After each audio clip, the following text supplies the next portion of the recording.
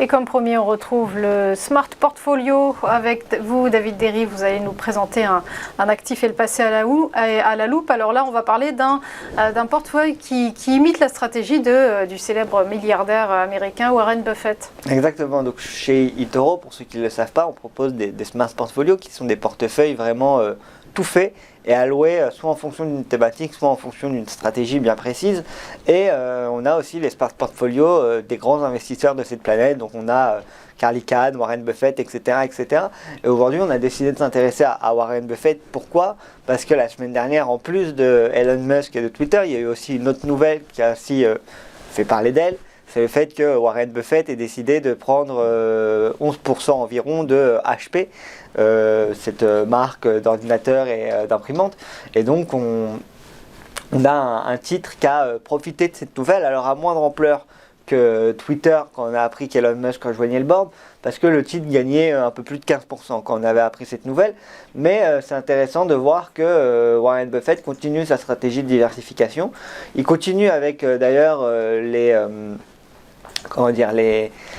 les conseils qu'il a préconisés au début de sa carrière, investir vraiment dans des boîtes qu'on comprend, qu'on connaît, qu'on utilise, et des boîtes qui, pour lui, considère comme sous-valorisées.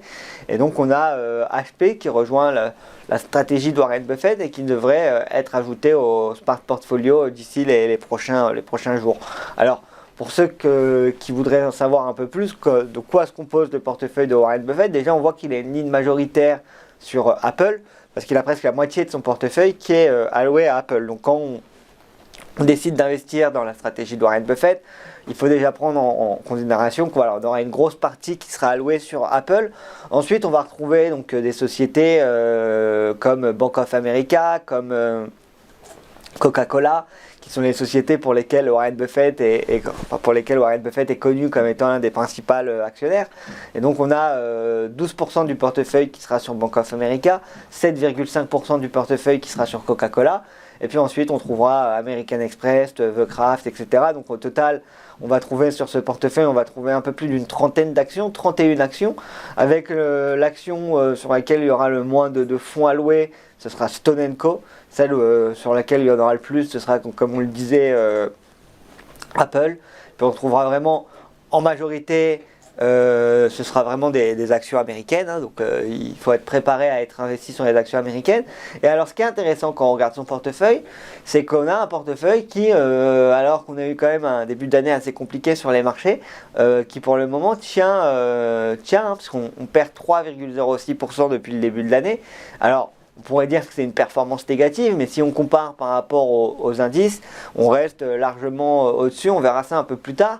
On avait réalisé 28% en 2021 et 18,18% justement en 2020, avec un drawdown pour la stratégie qui s'élevait de 3,34% de façon journalière, de 5,54% de façon hebdomadaire et de presque 11,5% de façon annuelle.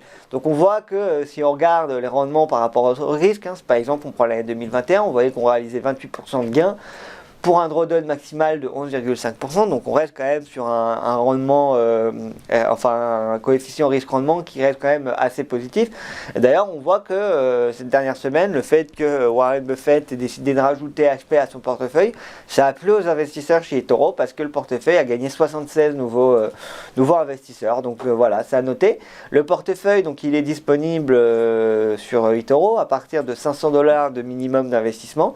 Et pour tous ceux que ça intéresse, ils peuvent retrouver le portefeuille sans même investir dessus. Vous pouvez aussi retrouver la composition du portefeuille. Donc comme je le disais, on finira sur ça. Si on le compare par rapport au S&P par exemple, on verra qu'on est largement au-dessus sur la stratégie. Par exemple, si on compare sur un an, la stratégie de Warren Buffett, elle aurait rapporté 21%, alors qu'un investissement sur le S&P aurait rapporté 9,1%.